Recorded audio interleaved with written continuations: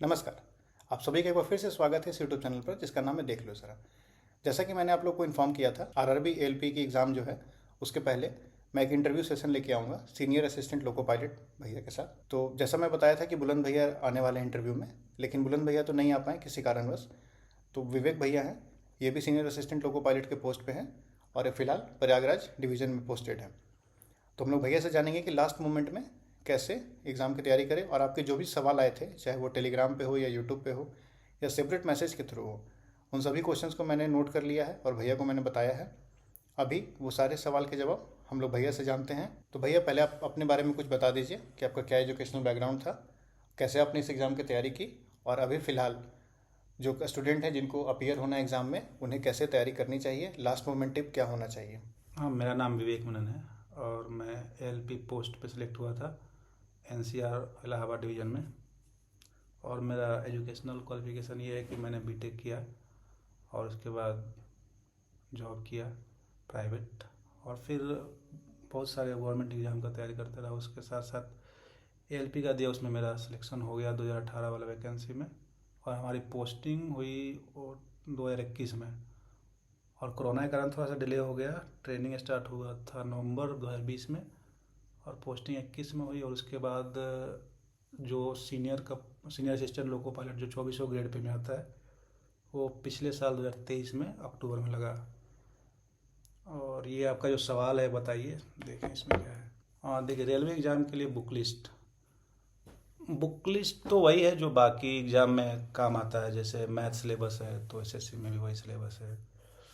फिर या फिर कोई भी अच्छा एग्ज़ाम का एप्टीट्यूड टेस्ट होता है, जैसे गेट का हो गया या फिर इंजीनियरिंग सर्विस का हो गया या फिर कोई सी सेट देता है, तो सेम ही है। जो भी आप पढ़ रहे हैं उसी को कंटिन्यू कीजिए। और इसका लेवल थोड़ा बेसिक रहता है, ज़्यादा डीप में जाने का ज़रूरत नहीं है। और लिस्ट का तो मेरे पास ऐसा कोई लिख के नहीं रखा हुआ है क्या लिस्ट होना चाहिए। हमारे एप्टीट्यूड के लिए जो जेनेरिक बुक होती है, जैसे एसएससी का जो जो भी बुक होगा वो पढ़ लीजिए। फिर करंट अफेयर के लिए ज़्यादा वो दृष्टि आईएएस या फिर विजन आईएएस या फिर डेली एडिटोरिया एडिटोरिया पढ़ सकते हैं, मगर ये न्यूज़पेपर पढ़ने की ज़रूरत नहीं है कि इंडियन एक्सप्रेस पढ़ेंगे, द हिंदू पढ़ेंगे या सब। स्पीडी आता है मेरे लिए मेरे समझ से तो ये करना चाहिए कि जो स्पीडी का बुक आता है मंथली या ईयरली, उसमें जो पीछे का 800 क्वेश्चन रहता है वो एक बार कर लेंगे तो मोस्ट 90% क्वेश्चन आपका सही हो जाए एग्ज़ाम में। 10% तो होता भी नहीं है। लगभग यही है बुक लिस्ट में। उसके बाद दूसरा सवाल है मॉक टेस्ट में नंबर कैसे इंक्रीज करें। तो मॉक टेस्ट में नंबर इंक्रीज करने के लिए पहले तो मॉक टेस्ट देना पड़ेगा, और मॉक टेस्ट देते देते ही नंबर इंक्रीज होता है। और मॉक टेस्ट में नंबर इंक्रीज करने का सबसे बेस्ट तरीका ये है कि आपको देखना चाहिए कि मेरे क्वेश्चन फ्रीक्वेंटली किस टॉपिक गलत हो रहे हैं। और मान लीजिए आपका एप्टीट्यूड में गलती हो रहा है तो वो होना नहीं चाहिए, या फिर गलती हो भी रहा है तो क्या मिस्टेक है, या फिर मैं सिली मिस्टेक कर रहा हूँ या फिर कंसेप्चुअल इरर है, कैलकुलेशन इरर है। तो जैसा जो इरर हो उस पर काम करें और टाइम लेके काम करें। टाइम जाएगा, टाइम लगेगा।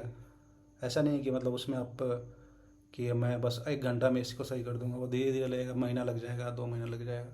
मगर फिलहाल अब एग्ज़ाम में कम टाइम है तो उस पर कम फोकस करके आप ये देखिए कि बाकी जो उसके साथ रिलेटेड टॉपिक है, जैसे बायो का कोई टॉपिक है जो कि मतलब सिर्फ याद करके काम चल सकता है, जैसे साइटोलॉजी होता है, उसमें उसमें ह्यूमन डिजीज़ का टॉपिक आता है, विटामिन डिफिशेंसी का आता है। तो ये सब टॉपिक ऐसा है कि लास्ट के 2-4 दिन में उसको याद करके और मगअप करके लोडिंग डाउनलोडिंग वाला सिस्टम हो जाएगा कि लोड करेगा वहाँ और वहाँ पे जाके डाउनलोड करेगा, उधर लोड कर दिए। एक और सवाल है भैया लोगों हम्म। का कि टेस्ट कहाँ से दें।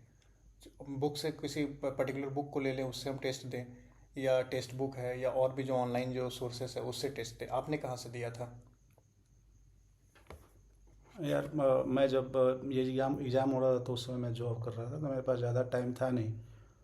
मेरे पास एक लैपटॉप था और ना तो कोई रिसोर्स था, बस लैपटॉप था। उसके साथ साथ एक दोस्त भी था जो तैयारी करता था इस एग्ज़ाम का, तो उससे पूछा तो उसने बताया कि तुम टेस्ट दो बस काफ़ी है। तो टेक्स्ट बुक उस समय था, सस्ता था, नया नया आया था। तो मैंने टेक्स्ट बुक का जितना टेस्ट था सब दे दिया, जितना मतलब उसमें लगभग उस समय 400 प्लस टेस्ट था, मैंने सारा दे दिया, सब्जेक्ट वाइज टॉपिक वाइज आता था या नहीं आता था। जैसे भी करके, क्योंकि जॉब करके आता था और टाइम था मेरे पास, और कोई काम था नहीं, तो देते चीज़ें इंप्रूव हो गई। और कुछ था कि मुझे बेसिक थोड़ा बहुत आइडिया था, तो ज़्यादा नहीं करना पड़ा। डेली शेड्यूल डिपेंड करता है आप क्या कर रहे हैं। अगर आप कोई जॉब कर रहे हैं तो आपका शेड्यूल अलग होगा, आप जॉब नहीं कर रहे हैं तो आपका शेड्यूल अलग होगा। और इसमें क्या बताना है, सबका शेड्यूल अपने हिसाब से। बस ये है कि पढ़ना चाहिए, और पढ़ने के साथ साथ सिर्फ पढ़ना नहीं है, पढ़ने से नॉलेज होता नहीं है। नॉलेज होता है क्वेश्चन बनाने से, आप जितना क्वेश्चन बनाएंगे उतना नॉलेज होगा। तो आप ऐसा रखिए टारगेट कि आपको गवर्नमेंट जॉब चाहिए 6 महीना के अंदर, तो डेली का 300-400 क्वेश्चन बनाइए। पढ़िए कम बेसी, उसमें गलतियाँ करेंगे सीखेंगे। यही शेड्यूल होना चाहिए कि मेरा 400 क्वेश्चन डेली का बन रहा है कि नहीं। और बन रहा है तो ठीक है, नहीं बन रहा है तो फिर पढ़िए क्यों नहीं बन रहा है। फिर 400 तक पहुँच जाओ, 400-300 प्लस क्वेश्चन बना लेंगे डेली, तो चांसेस है कि किसी ना किसी एग्जाम में सिलेक्ट हो जाए। जी एक सवाल है कि जीके और साइंस के नोट्स बनाऊं या रीड करने पर ही हो जाएगा। अरे यार, नोट्स बना के क्या करोगे, एग्जाम में नोट्स थोड़ी अलाउड होता है। दिमाग में चीज़ें होना चाहिए, नोट्स बनाने की क्या जरूरत है। बुक है, ऑनलाइन रिसोर्सेज हैं, पीडीएफ है, उसको पढ़ो, टेस्ट दो, एग्जाम दो। अरे सिंपल बात है, बस कोई नोट्स बनाने की जरूरत नहीं, चीज़ें दिमाग में होनी चाहिए। क्वेश्चन बनाओ, 300 बना पा रहे हो तो 400 बनाओ, 400 बना पा रहे हो तो 500 का टारगेट करो।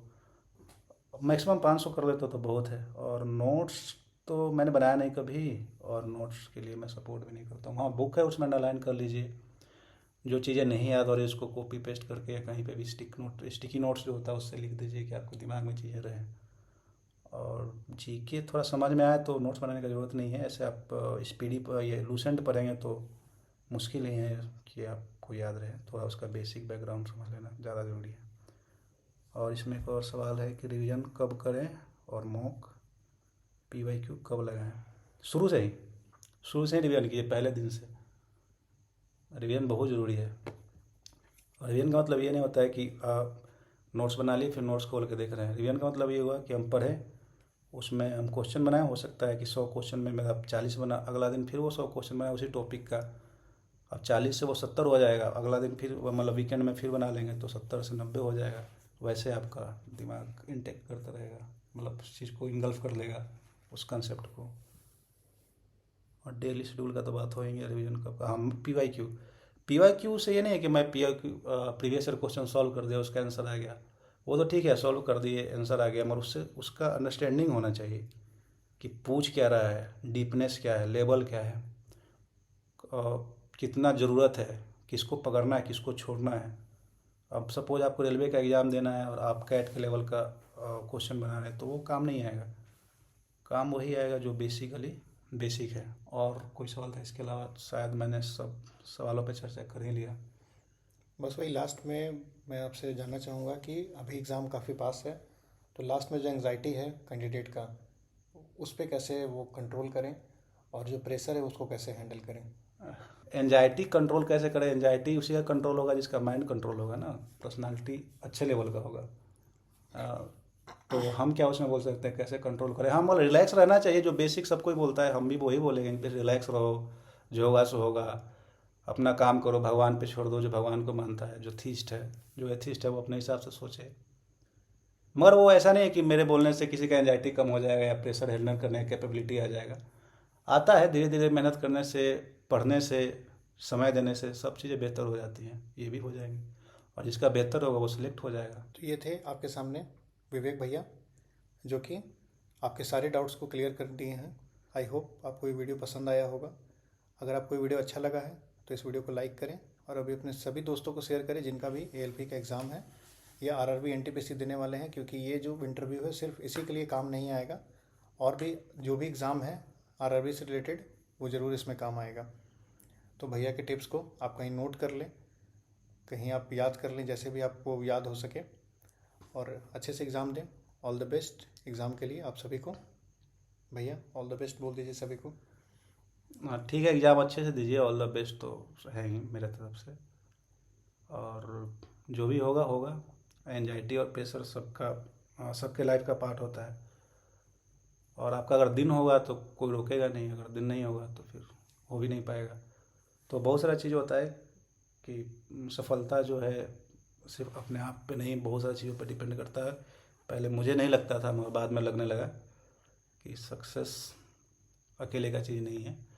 तो अपने आप को उतना ब्लेम गेम में नहीं रखने की जरूरत है कि हम ही हैं, हम ही सब चीज़ है, हम ही कल्प्रिट है। नहीं, बहुत सारी चीज़ें हैं जो आपके हिसाब से होती है, आपके हिसाब से नहीं होती।